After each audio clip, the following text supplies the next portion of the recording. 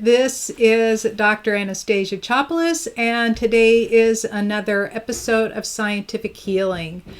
And today what I am going to talk about is a continuation of what I started yesterday. Yesterday, I just want to remind you is that I talked about the immune system. And we've been bombarded with products and ideas and things that you need to buy to make you sure that you're healthy and you won't get the coronavirus. And there's a lot of people that are scaring us. So I'm here to kind of dispel some of that because there's not any one thing in your immune system. Yesterday I talked about how your whole body is involved. The immune system is defending you at all levels. Your skin, if your skin breaks open, for example, there are white blood cells that go to guard against any pathogens that are entering your body. It's the same thing when you breathe in, your mucous membranes, anything that's wet. Anytime you eat something, you're taking things in with lots of bacteria, etc., in it. Touching your face around your orifices. That's why it's good to wear a mask, is so you don't infect yourself with your hands, for example. But so what happens when your immune system is activated is that your body goes into high alert. So what happens in high alert? It means that your adrenal glands start pumping out adrenaline. When your adrenal glands are pumping out adrenaline, then your body is in teardown mode. It's being stressed out. That is not possible for it to heal at this point. So the first thing that I mentioned yesterday is to detox, because toxins in your body put your body in high alert. And so yesterday we talked about ways to flush the toxins out, is to take in at least 2 quarts of water. If you're bigger or more active, it could be 3 quarts or 4 quarts. 2 quarts of water is 8 glasses. And making sure you get that every day. It has the side benefits of smoothing and plumping your skin up so you look more youthful. Imagine that what you're doing on the outside is also happening on the inside. So the inside, your organs and everything are functioning better because the cells are plumped up, the enzymes are being activated and everything. It helps your brain function better. It increases your cognitive abilities and your memory, but your brain is your central operating system. If your brain is working properly, then your ability to heal is improved. Your ability to reduce pain levels, for example, is improved. That I mentioned yesterday that the brain is the first place I look. So in all of the thousands of people I've done healing work with, the brain is the first place I get into a higher state of energy and improving. That includes improving mood, improving water, and helping the body detox and get them out of this high stress state or on high alert. So in today's world, your immune system and your toxic system is really compromised, and it's compromised in a lot of ways. Your environment, what you put on your skin, what you put in your body, what you breathe in, all of that stuff is affecting you. So today I'm going to talk about 3 things that you can avoid. None of them are really necessary for survival, but they happen to be a really big problem in today's society. And by mentioning these, I'm saying that these are not easy to let go of. In fact, some of these are the most difficult to let go of.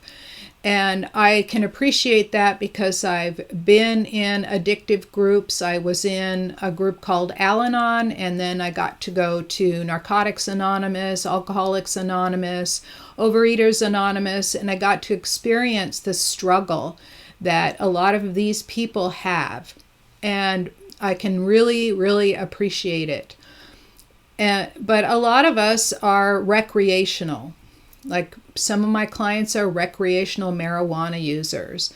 A lot of them are smokers. My brother-in-law is a smoker. And there are a lot of people that are, addicted to sugar. So these are the three things I'm going to talk about it. So one of the best ways to help your body detox is to remove the toxic load on it. And these three things that I just mentioned, smoking, alcohol, and sugar, increase the toxic load dramatically, because a lot of times people will smoke 2 to 3 packs a day. I know that my husband is an ex-smoker. He smoked from the time he was 13 until he was about 30. And it affected him. He had quadruple bypass surgery last year, and he's a couple months younger than I am, and it almost killed him. He actually coded for 10 minutes, and we almost lost him. And fortunately, his being smoke-free and losing a lot of weight has really improved his health, but he still had all that clogging happening. So the smoking is the number one thing I'm going to talk about cutting down, and why. So anytime you breathe ash into your lungs, so it could be that, you like to have a fire in your home and you're breathing in a lot of the soot and the ash. That's also dangerous. So anytime you're breathing in that stuff, smoking cigarettes, smoking marijuana, having fires in your home and not having proper ventilation, anything where you're breathing in a lot of ash, smog in Los Angeles is another problem. Anytime you're breathing in particulates, you are coating your lungs and compromising the ability for your lungs to take in oxygen. Of course, the number one thing that the current pandemic is causing is a difficulty of breathing.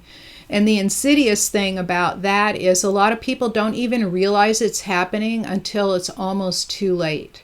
Some people are admitted to the hospital with 70 to 75% oxygen levels in their blood, and they said, I didn't even realize it, but their fingers were turning blue and their toes were turning blue. And their lips were turning blue. They just weren't getting enough air. So having a compromised lung by having this ash come in is a real problem. And I include marijuana. I know that marijuana is now legalized and a lot of people are using it to relax. I actually use it because I don't smoke it. I have a CBD cream that I have put on a muscle cramp that hasn't let go for 3 months, and it's finally loosening up. So I understand the medicinal properties of marijuana. It's just, if you can avoid smoking it, it's better. And you can look into seeing how smoking, like smoking cigarettes, affects the whole body. If you look at a smoker, they usually look a lot older than their age. Their skin is crepey. It's usually a little bit on the gray side because their skin is not getting nourished. So the skin is being compromised. And you can imagine if a surgeon were to open them up, their liver and their kidneys and their stomach and everything else would look about the same. So imagine everything going on outside is happening inside. So the cells in the body are basically losing their integrity. And that's something you don't want to happen. So that's some of the reasons that I wanted to talk about cutting down on smoking. It may not be possible to cut it out. I have dealt with somebody. He was a good friend. He was an awesome, very intelligent young man, and he had fibromyalgia and was addicted to painkillers and addicted to alcohol and addicted to smoking. And so every way he could to suppress the symptoms of the fibromyalgia, he did. And then one day he got up and he says, I'm wasting my life. I want to write, because he was a phenomenal writer. I loved his writing. It was all in German, but I still loved his writing. He created beautiful imagery. And so he was able to get off the alcohol, off the drugs, off the sugar, but he could not get rid of the smoking. He was smoke-free for a year, and then he got upset one day and he lit up again. So I know how insidious and difficult it is, and there are products to help you get off of it. I know that my brother-in-law has tried to give it up. He had his first heart attack in his 40s, and it's really difficult to give up. So I appreciate the efforts, but survival, if you are smoking recreationally and can cut down, that's your best bet. The second thing to cut down on is alcohol. So alcohol consumption is, I understand also that it's very addictive and that people like it and need it, but a lot of us are just casual drinkers. And the thing about drinking casually, I know that resveratrol is very helpful for the body, and those studies in Europe were done on very low alcohol wines, and they noticed that the red wine helped people with their hearts. But that was 1 glass a day, not several. And I also know that there are clubs and people like to go wine drinking, and they like to go to various vineyards, and they even have tours all through Europe and California to visit all these wine places. I personally have never developed a taste for it, and so I don't understand it, but I can appreciate how much they like it because I'm a chocolate connoisseur. I like my chocolate. So I get it. Chocolate's hard to give up once you start enjoying it. Like I can eat its cocoa nibs straight out of the bag and just munch on them. I just like that bitter flavor a lot. So I get it. Fortunately, cocoa is healthy. It's got a lot of antioxidants. It's one of the highest on the ORAC scale, which is the antioxidant scale. So coming back to alcohol, the large-scale consumption, what happens in the body, the way it compromises your immune system, is that the liver, it does not have a nutritive function in the body. It's metabolized kind of like a carbohydrate, but it's an alcohol. And what happens is the liver tries to shuttle it out of the body. So the liver is working really hard to do it. That's why people that are heavy drinkers develop cirrhosis of the liver. It's a hardening of the liver. It's like the liver is being cooked from the inside out. So maybe you don't like that image and we'll cut down. But the liver is your major detoxing organ in your body. It helps clean up your body in at least 17 ways. It also helps supply energy to your cells via a carnitine system. L-carnitine, it provides the L-carnitine, which then pumps energy into all your cells. It stores your glycogen, which is a sugar that helps provide the energy to your cells for metabolism. So it's a really important organ to not compromise. You can live with 1/3 of a liver because it grows back. It's like the only organ in the body that grows back that rapidly.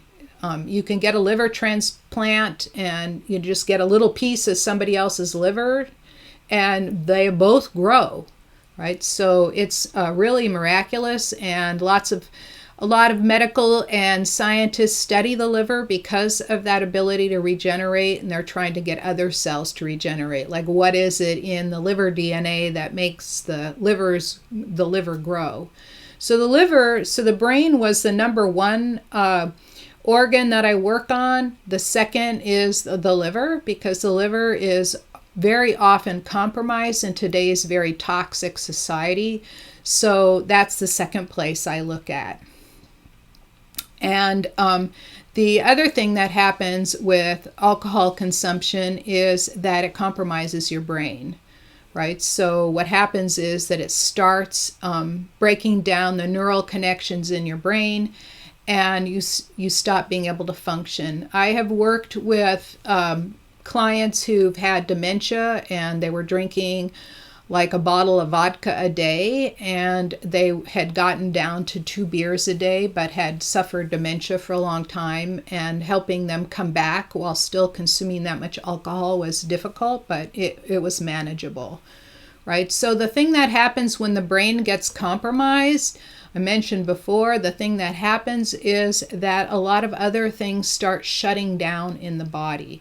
It's like people with dementia or Alzheimer's.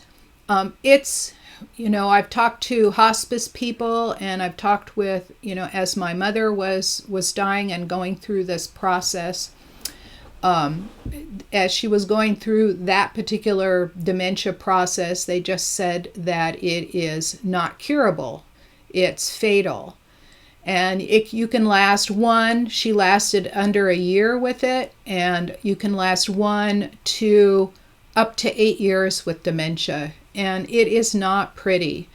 Like, I know that if she knew what she was doing, how she was functioning at that point, she would have just probably, taken a gun to her head, because that was her worst nightmare. And I just said, at least when you're in that state, you don't know it. And it allows all the rest of us to say goodbye to her. And so she would pop through every once in a while. Her personality would pop through, but a lot of times we were just basically taking care of her, right? And that's really difficult on the family. And, personally, I don't want to be in that place. Personally, I just want to, one day when I'm too old to do anything anymore, is just go to sleep and not wake up, right? Not have to put my family through that. So the last thing I'm going to talk about today is your sugar consumption. So sugar consumption is rampant. In the US, the average per capita sugar consumption is over a 1/4 pound a day per person. Over a 1/4 pound a day. That's huge. And I've also, I don't take in, my sugar consumption is very tiny. You don't have to bring it to 0. You just have to bring it down enough so it stops compromising your immune system. So I'll talk about the amounts in just a second.